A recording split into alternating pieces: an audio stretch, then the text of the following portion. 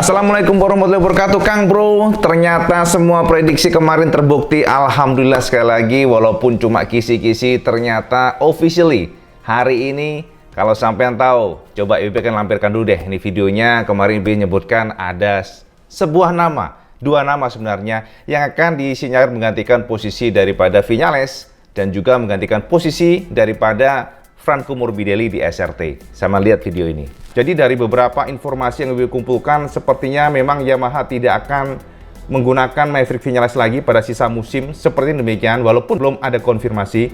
Jadi kenapa kita katakan demikian? Karena ada beberapa informasi dan rumor yang mengatakan bahwa Yamaha saat ini sedang menyeting strategi untuk mengganti posisi Viñales nanti waktu di Silverstone dan juga Aragon.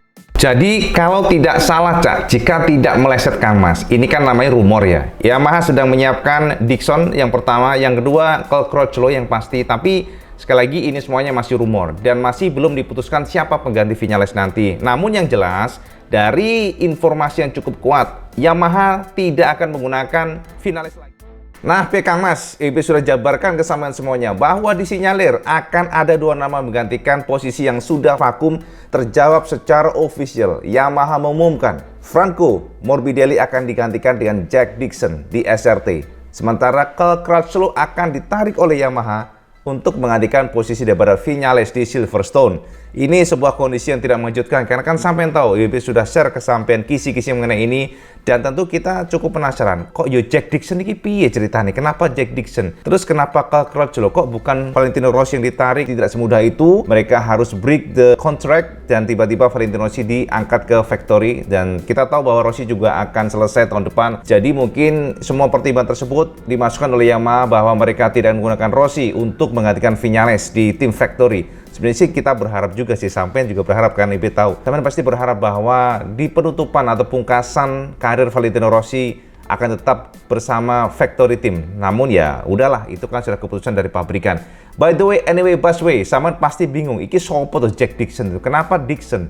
Kenapa bukan yang lain? Kenapa nama yang kurang familiar buat kita? Ya memang sih kalau kita ngelihat dari sejarah, Dixon ini sebenarnya bukanlah pembalap yang begitu cemerlang, fantastis nggak juga, Cak. Jadi Dixon ini kalau kita lihat dari awal karirnya itu di tahun 2008. Jadi ini adalah pembalap Inggris. Sepertinya alasan dari Yamaha mungkin karena dia pembalap Inggris dan juga Crutchlow kan orang Inggris. Jadi dua-duanya British dan kita tahu bahwa next ini in the race akan dilakukan di Silverstone. Jadi pemilihan sepertinya mungkin lebih kepada itu ya menurut IWB. Dan kalau kita lihat dari karir Dixon nggak terlalu cemerlang ya, seperti yang bisa kesamaan semuanya. Jadi di pertama tahun itu di tahun 2008 pertama kali karirnya di ajang balap yang mulai kelihatan pada saat itu di Supermoto Championship.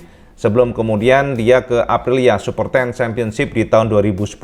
Kita lanjut ke 2018 dan pada saat itu Dixon finish di British Superbike Championship dan kita ngelihatnya sih memang itu yang terbaik sepertinya. Pada saat itu finish kedua di belakang Leon Haslam. Kemudian juga nama Dixon mulai terdengar lah setelah Dixon berlaga di Moto2 World Championship bersama Dynaford Intech GP di tahun 2017. Itu ada debutnya di British Motorcycle Grand Prix Silverstone. Jadi memang di Silverstone tahun 2017 di Dynaford Intech GP, kemudian di Angel Nito Team ya di tahun 2019. Di sana Dixon melakukan debutnya di Moto2 World Championship dan kemudian kalau kita lihat mulai dipandang itu di Petronas Sprinta Racing. Jadi saat ini kan Dixon membela di Petronas tahun kemarin ya mulainya. Sprinta ini artinya ya udah sama-sama di Petronasnya dan Jack Dixon saat ini juga membalap di Moto2. Nah, bersama dengan Xavi Viers Xavi Viers bosone Inggris angel cak dibocone cak. Nah, jadi itu sekilas tentang Dixon dan di tahun 2021 akhirnya Dixon mendapatkan sebuah opportunity. Ini adalah one time opportunity yang harus dinikmati karena ini hanya sekali kesempatan diberikan oleh Yamaha kepada Dixon. Dan tahu nggak, Dixon mengatakan bahwa dia sangat happy sekali. Berikut pernyataan dari Jack Dixon setelah mendapatkan konfirmasi bahwa dia akan menggantikan posisi Franco Morbidelli di Silverstone nanti. Sudah menjadi tujuan seumur hidupku untuk masuk ke kelas MotoGP. Jadi untuk mendapatkan kesempatan melakukannya untuk satu GP tahun ini dengan motor YZR M1. Ini adalah selalu suatu kondisi yang aku inginkan. Melakukannya di balapan rumah adalah sesuatu yang sangat istimewa. Ini akan menjadi sangat sulit, tetapi aku menantikan untuk melompat dengan motor ber-cc besar. Meskipun itu berbeda dan itu akan sangat menarik. Aku belum bisa tidur karena aku baru saja memikirkannya. Ini adalah mimpi yang menjadi kenyataan. Aku akan memberikan segalanya untuk melakukan yang terbaik yang ku bisa untuk tim, dan aku ingin mengucapkan terima kasih yang besar sebesar-besarnya kepada mereka atas kesempatan ini, juga kepada Yamaha karena telah mempercayaiku. Aku tidak punya target, aku hanya bertujuan untuk menikmatinya dan mengumpulkan semua pengalaman yang ku bisa. Aku juga berharap Franco Morbidelli cepat pulih dan kami bisa segera melihatnya kembali di track. Ini kata jebolan British Superbike, sang Jack Dixon, wong Inggris. Nah, sementara untuk Cal Crutchlow tidak banyak pernyataan yang diberikan oleh Cole ya. Jadi dia hanya menyatakan merupakan hak istimewa untuk menjadi bagian dari Yamaha dan melakukan apa yang seharusnya ku lakukan, membalap di 3 balapan untuk Petronas Yamaha SRT, tetapi rencananya telah berubah. Aku berterima kasih kepada Yamaha dan aku berharap bisa membalap dengan baik di tim Factory. Ini kata Cal Crutchlow. Jadi ini adalah pernyataan resmi dari masing-masing pembalap yang akan berlaga di Silverstone pada next race. Datuk Razlan Razali sebagai tim prinsipal dari Spang Racing Team menyatakan bahwa ini adalah kesempatan one time only. Berikut konfirmasi dari Razlan Razali. Ini adalah kesempatan bagi Jack untuk menunjukkan apa yang dia bisa lakukan dan menggali potensi dari motor terbaik Yamaha YZR M1. Saat ini kami tidak menargetkan hasil, tapi ini adalah kesempatan untuk pengalaman di GP home-nya. Sementara kita tahu bahwa Franco Morbidelli sedang melakukan recovery atau pemulihan terhadap cederanya. Sekali lagi, ini adalah kesempatan satu kali, dan kami ingin salah satu keluarga pembalap kami memiliki kesempatan untuk merasakan motor MotoGP, karena ini adalah Grand Prix di rumahnya. Ini adalah sirkuit yang Jack kenal dengan baik dan akan sangat bagus bagi para penggemar atau fans Inggris untuk memiliki pembalap lain di kelas utama. Kami juga berterima kasih kepada Cole atas kontribusinya kepada tim selama 2 GP terakhir, dan kami berharap yang terbaik untuk akhir pekan depan. Ya, jadi itu Cak ya. Jadi itu adalah konfirmasi dari Datuk Razlan Razali yang memberikan sambutan Cak atas konfirmasi dipromosikannya, bukan dipromosikan sih, sebenarnya diberikan kesempatan kepada Jack Dixon menggantikan posisi Franco Morbidelli. Artinya apa Cak? Dixon akan tandem dengan Valentino Rossi, jadi ini adalah sebuah kondisi yang pasti nggak akan dilupakan oleh Dixon. Termasuk tua Kang Mas, jadi umurnya 25 tahun, jadi kalau untuk potensi ke sana gue nggak tahu, tapi bisa saja kalau dia bagus ya nanti di Silverstone, bisa saja namanya akan masuk kandidat di tahun depan, kita nggak tahu. Maksud di SRT tim ya, di satelit tim Yamaha, kita nggak tahu, tapi kita lihat aja nanti. Sementara kalau kita lihat dari posisi saat ini berarti Franco Morbidelli masih cedera, dan kita akan lihat tadi tandem untuk tim Factory pastinya adalah Fabio Quartararo bersama dengan Cal Crutchlow untuk pekan depan nanti ya, di Silverstone nanti. Nah, ini kabar terbaru dari IWB buat sampean semuanya. Sementara kita akan mencoba untuk memberikan informasi buat sampean semuanya tentang perkembangan dari Honda. Jadi Honda ini memastikan Cak, sampean harus tahu, Honda memastikan bahwa dia memang tidak menargetkan apapun tahun ini ya. You have to know, cialah bosone Cak Inggrisnya. You have to know bahwa tahun ini tidak ada target sama sekali. Karena kenapa? Target Honda adalah memperbaiki kondisi RC213V. Mereka lost direction. Mereka tersasar ya, kesasar bosonya tuh. Istilahnya CBP sudah bilang kesamaan semuanya, harusnya ke Ragunan malah lari ke Blok M atau kebalik lah istilahnya gitu. Karena 2020 adalah kondisi yang sangat sulit bagi Honda setelah mereka kehilangan pembalap utamanya, Marc Marquez. Michelin memperkenalkan ban dan kompon baru yang menyulitkan semua tim. Namun, posisinya adalah Honda tidak memiliki pembalap yang benar-benar bagus untuk memberikan masukan, dan Honda mengembangkan RC lebih condong kepada acuan daripada Marc Marquez. Jadi ketika pembalap utamanya hilang, pada saat itulah semua kondisi, semua direction jadi kayak Murad Marica. Dan yang menjadi problem, the most problem saat ini adalah traksi ban belakang. Ini juga dikonfirmasikan oleh Takeo Yokohama HRC yang sudah memastikan bahwa mereka akan mengembangkan dan akan memperbaiki bukan untuk tahun ini. Jadi tahun ini hanyalah untuk mengumpulkan semua kelemahan mereka, semua data-data akan dimasukkan dan direction. Dari sana mereka akan melakukan improvisasi, revolusi total. Jadi bahwasanya perombakan dan revolusi total untuk tahun 2022. Ini juga dikonfirmasikan oleh Pol Espargaro yang frustasi Kang Mas. Jadi Pol ini kalau kita lihat memang super frustasi karena dia benar-benar sulit, tidak seperti pada saat di KTM. Karakter daripada riding style-nya tidak cocok bagi RC. Ini yang menjadi masalah. Saman bisa lihat atau saman bisa dengar apa yang dikatakan Pol Espargaro pasca balap Austria 2. Berikut kata Pol. Hal yang sama terjadi seperti biasa. Aku tidak punya grip pada roda belakang. Aku tergelincir di trek lurus dan aku tidak bisa berakselerasi dan mengerem motor seperti biasanya. Itu membuatku tidak memiliki kecepatan maksimal. Riding styleku didasarkan pada grip roda belakang dan aku tidak punya itu. Ini sangat rumit karena aku harus mempelajari semuanya dari awal. Aku tidak tahu bagaimana memecahkan masalah ini. Kami mencoba banyak pengaturan berbeda dari Qatar. Aku meraih pole di sini tahun lalu dan berjuang untuk kemenangan di kedua balapan. Itu sangat menyakitkan. Semua orang bekerja keras, tapi balapan telah berlalu. Kami tidak mendapatkan hal yang baik dan rasa frustasiku meningkat. Aku tidak bisa meningkat seperti yang kuinginkan. Honda berusaha dan kami tidak menyerah. Namun situasinya sangat sulit. Yes, itu kata-kata dari Pol Espargaro. Bagaimana kondisi RC213V yang memang sulit karena problemnya adalah traksi ban belakang. Itu yang paling sulit, Cak. Jadi itu yang menjadi the most problem saat ini bagi Honda dan tidak simple. Pernyataan Marc Marquez juga pada saat setelah balap ya, ini akan ulang buat sampean semuanya sebagai refreshment sebelum kita mengarah kepada puncak pengembangan Honda yang memastikan akan melakukan gebrakan revolusi pada RC. Yang paling menarik adalah konfirmasi Marc Marquez, Cak. Jadi Marc Marquez ini kan sampai tahu bagaimana luar biasanya doi di Austria 2, dan menurut Marc Marquez sebenarnya itu di luar prediksi dia. Karena dia pace-nya itu tidak mungkin di 1 menit 24. Namun ternyata kecepatannya bisa di kisaran di segitu. Jadi artinya apa? Marquez sebenarnya sudah menduga bahwa apa yang akan dilakukan doi adalah hanya bertahan, karena dia memilih ban soft belakang itu untuk mereduce atau meminimize adanya kurangnya traksi. Karena kalau dia memilih ban medium seperti yang kemarin, yang balap sebelumnya, dia tidak akan bisa bertahan sebab problem dari RC adalah traksi atau grip ban belakang, sehingga harus kompensasi dengan ban yang sedikit lebih lunak. Jadi harus dikompensasi dengan ban yang memiliki komponen lunak. Itu makanya Marquez memilih ban soft atau lunak dibandingkan dengan medium yang digunakan oleh para pembalap lain. Tapi ternyata respon dari RC cukup mengejutkan. Jadi menurut doi ternyata pace-nya tidak drop. Bahkan di lap 25 Marquez masih bisa bertahan dan justru leading. Jadi ini menjadi hal yang sangat positif walaupun Marquez menyatakan bahwa this is not enough. Namun secara general Honda puas dengan performa yang diberikan Marquez karena ini dry ya, ini dry race, kita ngomongin dry race. Ini pace real. Kalau yang ngomongin dry itu yang adalah kecepatan realnya, mampu bertahan di depan dan mampu ngerecokin tim Ducati dan juga pasukan Ducati dan juga Yamaha. Ini berarti memang secara potensi RC213V sudah mengarah ke jalur yang benar. Dan ini dipastikan bahwa tahun ini Honda tidak akan mematok target apapun.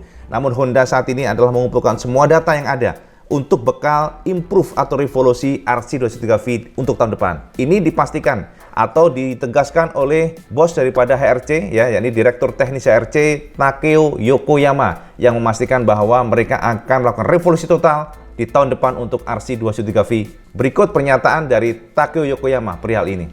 Paruh pertama, tahun 2021 sulit dan tidak seperti yang kami inginkan. Kami adalah Honda dan tujuan kami adalah untuk selalu berada di puncak di mana kami berada di masa lalu, dan kami memulai dengan pikiran seperti itu, tetapi kami tidak sampai di sana di paruh pertama musim ini. Jadi, aku tidak bisa menilainya dengan baik. Apa yang bisa aku katakan yaitu kami saat ini terus bekerja dan mencoba melakukan hal-hal baru. Jadi itu pernyataan pertama. Kemudian akan kita lihat kenapa, sebenarnya apa yang menjadi masalah pada Honda, what's the problem, what's the main problem ya bosonnya, biar kita tuh rada-rada keren gitu ya, ada Inggris-Inggrisnya, Cak. Ono londo-londo nih, Cak. Jadi kita campur-campur dikit lah ya.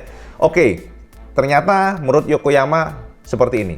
Marc Marquez tidak balapan tahun lalu, sementara ban belakang yang diperkenalkan Michelin awal tahun lalu juga berbeda. Nah, sama perhatikan di sini. Marquez tidak balapan tahun lalu, sementara ban belakang yang diperkenalkan Michelin awal tahun lalu juga berbeda. Ini yang menjadi poin. Dia tidak memiliki pengalaman balapan dengan ban jenis ini. Dia kembali di musim 2021 dan feedbacknya langsung bagus. Tetapi pada saat yang sama dia belum sepenuhnya memahami ban belakang. Dan mungkin sebagian karena fakta bahwa dia tidak dalam kondisi sempurna. Marc Marquez dan feedbacknya sangat berguna. Dia berkontribusi banyak dan feedbacknya memberikan kami banyak ide baru yang seharusnya datang di paruh kedua musim. Jadi kami terus bekerja seperti itu. Setelah melakukan pengembangan, kami memiliki waktu 2 tahun untuk mengembangkan mesinnya. Selain suku cadang yang dapat diuji selama musim ini, seperti sasis dan lengan ayun atau swing arm yang dikerjakan di kantor pusat Jepang, kami sedang mengerjakan revolusi untuk mencapai cengkraman yang diminta rider saat mengerem dan berakselerasi. Honda tidak akan membuat evolusi dari mesin yang ada, tetapi yang lebih dekat dengan sebuah revolusi.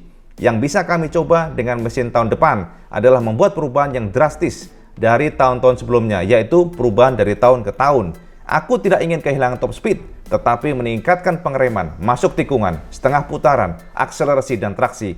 Ini adalah tujuan kami untuk tahun depan dan kami akan berevolusi untuk tahun depan. Yes, keren nggak? Gila. Sama dengernya ngeri nggak? EWB aja, ngeri bener kata-katanya, Cak. Jadi intinya adalah, Cak, Yokoyama memastikan bahwa tahun kemarin Honda lost direction. Tahun ini Honda mengumpulkan semua data. Ini akan dijadikan bekal oleh mereka untuk melakukan improvisasi, untuk melakukan revolusi total, mulai dari engine, sasis, elektronik, itu pastinya, Cak. Karena semuanya kan harus sinergi, itu yang jadi catatan. Karena kalau bagus sasis doang, engine kurang juga nggak bagus. Istilahnya kalau elektroniknya juga bagus, lainnya kurang juga nggak bagus. Engine bagus, sasisnya kurang juga nggak bagus. Jadi mereka akan membuat sebuah paket yang kompak. Paket yang satu, targetnya adalah good acceleration, good traction, kemudian juga good top speed. Jadi ini sebuah revolusi yang akan dikatakan Honda menjadi target mereka tahun depan untuk bangkit. Jadi kalau sampai sekarang nih, komen-komen nih, Marquez B, Drosser rasain lo, opoin terpuruk lah. Memang begitu, Cak. Jadi saat ini Marquez sepertinya memang ingin mengepush motor hingga limit. Nanti dari sanalah data dikumpulkan. Apa yang lemah nih? Ternyata kayak kemarin, traction controlnya kurang bagus. Jadi Marquez kemarin, Cak, 3 bulannya lalu, dia menemukan bahwa ada keanehan pada RC. Pertama, respon daripada ban belakang. Sudah lost traction, tapi ketika dapat traksi tiba-tiba kayak spinning langsung menjungkalkan pembalap. Ini yang membuat Marquez cedera. Dan ternyata setelah mendapatkan konfirmasi dari Marquez bahwa ini ada yang aneh dengan traction controlnya. Dan kita baru sadar bahwa traction control itulah yang membuat saat ini RC pada kondisi yang sangat liar gitu, Cak. Jadi sangat riskan bagi pembalap. Dan pada akhirnya kemarin diperbaiki, Cak. Sudah 2 balapan kemarin diperbaiki dan Marquez menyatakan puas. Jadi respon daripada ban belakang lebih bagus, tidak ada gejala spinning dan kemudian menjungkalkan atau selainnya kayak ketapel gitu, Cak. Pokoknya high side lah, membuat pembalap high side ternyata sudah nggak ditemukan sehingga Marquez lebih pede. Itu yang penting. Marquez menyatakan bahwa dia more confidence untuk nge-push motor. Ini sudah satu langkah lebih baik dibandingkan dengan sebelumnya. Pada saat JRS kemarin kan yang Marquez terlempar itu kan gara-gara ini. Ternyata ditemukan saat ini. Baru sekarang Marquez sadar gitu loh. Setelah ibaratnya setelah cedera ya, setelah terpuruk, setelah sempoyongan, dia baru merasakan. Ya, yang pasti kondisi Marquez belum sempurna, tapi sama harus tahu bahwa Marquez sudah improve dari sisi badannya. Walaupun kemarin di Austria menggunakan painkiller, tetap kita harus berikan acungan jempol buat Marquez. Dan saat ini, sekali lagi, Honda hanya mengumpulkan data untuk bekal tahun depan, karena memang di tengah musim kan tidak bisa atau tidak boleh, Cak, untuk improve ataupun melakukan gebrakan atau utak-atik engine maksudnya. Itu nggak bisa. Jadi mereka mengumpulkan ini dan kita lihat tahun depan seperti apa. Untuk tahun ini bakal seru karena kita tahu bahwa ternyata Ducati memastikan akan melakukan beberapa strategi untuk menjegal Fabio Quartararo. Direktur Sport Ducati memastikan bahwa mereka ingin berusaha keras menahan Fabio Quartararo. Menurut Paolo Ciabatti, jadi direktur teknis atau direktur sport Ducati lah, kita sebutnya terserah sampean lah. Ini yang pasti, Paolo akan melakukan beberapa strategi sebagai berikut. Dalam balapan Austria pertama untuk Grand Prix Styrian, Bagnaia pasti bisa berjuang untuk kemenangan. Sayangnya, pada awal kedua dia tidak mendapatkan kembali cengkraman yang sama. Dan dia berjuang seperti yang lain termasuk Marquez, ini itu dia. Jadi memang Bagnaia kan sempat ke depan, Cak, pada saat race pertama. Kemudian setelah red flag, sama kan tahu, setelah itu Bagnaia mundur ke belakang. Ini ada problem dengan cengkraman bannya. Kita lanjut. Sekarang kami harus memenangkan balapan dan menempatkan sebanyak mungkin pembalap di depan Quartararo untuk mencoba mengurangi jarak yang terlalu tinggi. Sekarang masih ada track di mana kita bisa melakukannya dengan baik, seperti Silverstone dan Misano, di mana Pecco memiliki balapan yang hebat tahun lalu. Jadi itu ya, strategi Ducati adalah mereka berusaha keras untuk di depan Fabio. Ini menjadi target mereka pada next race. Jadi ngono Kang Mas ya, informasi sudah cukup panjang belepotan nih sampean. Informasi terbaru dari sampean semuanya bahwa satu, sudah dikonfirmasikan pengganti daripada Viñales adalah Cal Crutchlow official. Yang pertama, yang kedua, pengganti posisi dari Franco Morbidelli hanya one time only di Silverstone adalah Jack Dixon. Kita akan lihat setelahnya siapa nanti di Aragon. Itu yang pasti ya, official sudah Caya. Kemudian yang ketiga, Honda memastikan akan melakukan revolusi total pada RC karena mereka sudah ketinggalan pengembangan. Intinya gitu, karena memang pengembangan stuck ya. Di saat pabrikan lain mengembangkan, karena ada pembalap yang memang diandalkan untuk memberikan masukan, Honda tidak. Honda seperti stagnan di depan. Justru Honda itu tersesat, Cak. Bosone itu mau ke Ragunan, malah ke Blok M. Jadi ngono, Cak, bosone naik. Nah, kemudian juga yang terakhir adalah dipastikan Ducati bertekad untuk menghadang Fabio Quartararo dengan cara harus finish depan Fabio. Kita lihat nanti. Memang semuanya itu grip, Cak. Grip and grip itu menjadi fokus saat ini. Dan kelebihan Yamaha memang kita harus akui Yamaha saat ini top speednya sudah meningkat cukup tinggi ya. Ternyata Yamaha memang untuk yang digunakan Fabio Quartararo sudah lebih baik 15 km per jam top speednya dibandingkan dengan garis sebelumnya. Kemudian juga corner speed tetap dipertahankan dan sekarang konsistensi Fabio yang luar biasa. Fabio sangat minim melakukan kesalahan, itu yang jadi poin utama. Di saat lainnya kesulitan, Fabio luar biasa. Jadi ngono Kang Mas ya, informasi dari IWB, update dari IWB terbaru mengenai tren MotoGP. Semoga menjawab rasa penasaran sampean dan sampai tidak ketinggalan kereta apapun itu berita dari MotoGP. Dan IWB haturkan terima kasih matur nuwun. Sampean luar biasa respon MotoGP sehingga IWB makin semangat Cak membikin MotoGP ini ibaratnya tuh memang semua itu banyak sekali informasi di sini di otak IWB. Tapi sayang ya, kita tuh kan video harus ngedit Cak. Kadang-kadang ngeditnya tuh bikin lelah, aduh udah deh. Lelah nih udah nih, jadi kayak gitu. Karena kita ngedit video kan IWB saat ini masih sendiri, jadi karena PPKM dan sebagainya, kondisi pandemik ini, jadi semua IWB handle sendiri dari edit dan sebagainya. Makanya sama harus sabar Cak ya, harus sabar Kang Mas, karena tidak mudah Mas. Kalau cuma ngemeng doang tanpa ada slideshow mah gampang, tapi ini kan IWB harus masukin slideshow biar lebih mantap. Kalau sampai ngeliat IWB ngoceh doang kan bosen lihat mukanya IWB, bener nggak? Oke, jadi ngono Kang Mas informasi IWB bersama semuanya. Dan jangan lupa Cak, kalau sampai suka video ini, sampai like, share, dan subscribe. Dan jangan lupa juga Cak, ojo lali Kang Mas sampai sholat 5 waktu, jangan pernah ditinggalkan, karena itu yang paling penting. Assalamualaikum warahmatullahi wabarakatuh, salam Just Gandos.